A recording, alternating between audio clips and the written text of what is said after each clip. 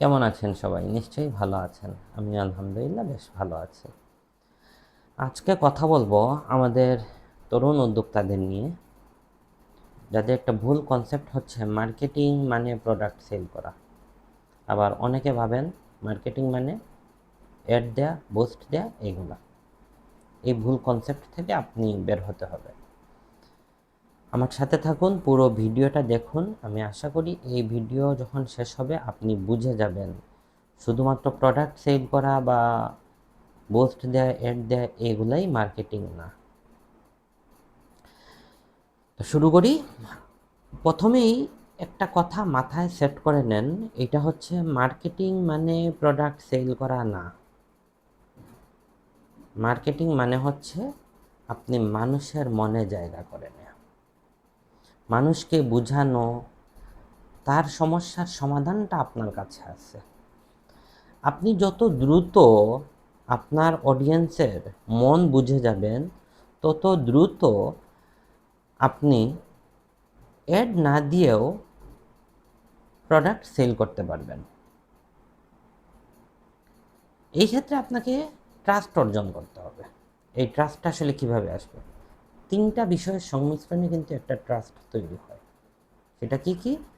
Point number one, content.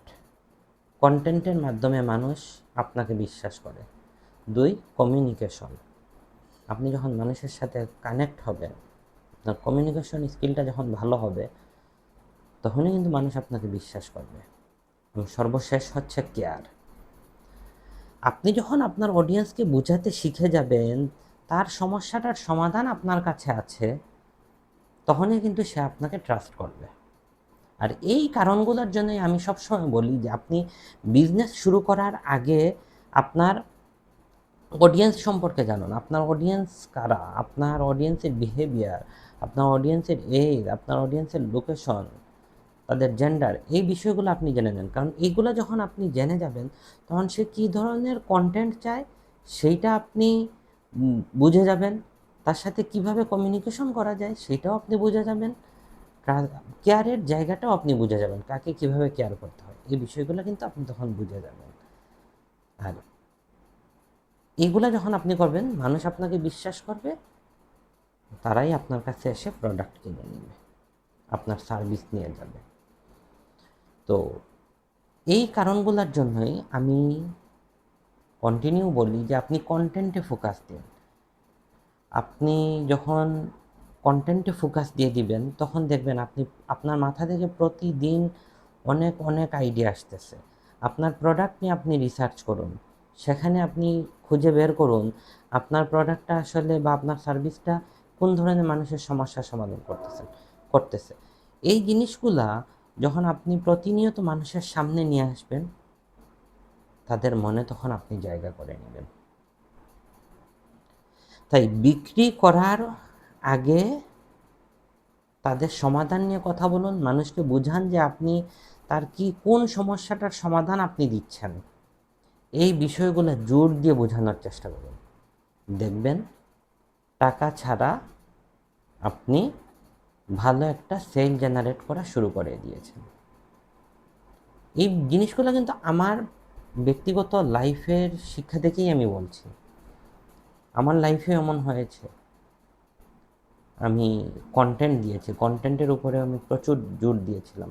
তবে তখন আমি লিখিত কন্টেন্ট দিতাম, সমাধানগুলো নিয়ে কথা বলতাম। আর এখন আমি সবচেয়ে বেশি কথা বলি ভিডিওতে, কারণ এইটা বর্তমানে চাহিদা দিন দিন বাড়ছে। এবং এখন আমার কথা বলতেও যেহেতু আসলে ভালো লাগে, এই জন্য আমি লেখার চাইতে আমি এখন ভিডিওতে কথা বলতে বেশি পছন্দ করি। তো এই জন্য বলবো, আজকে থেকেই শুরু করুন।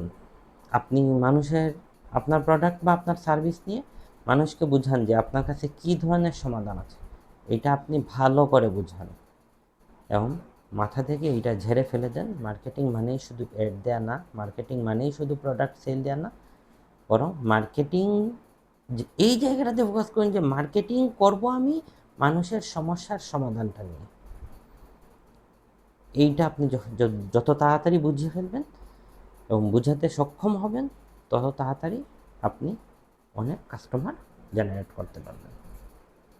তো কমেন্টের মাধ্যমে জানাতে ভুলবেন না আপনি কী নিয়ে বিজনেস করছেন এবং আপনার সেই প্রোডাক্ট বা সার্ভিসটা কীভাবে মানুষের উপকার করছে। অবশ্যই কমেন্টে জানাবেন। হয়তো আপনার কাস্টমার এখান থেকে আমিও হয়ে যেতে পারি অথবা অন্য কেউ হয়ে যেতে পারে। ভালো থাকুন। আল্লাহ হাফেজ।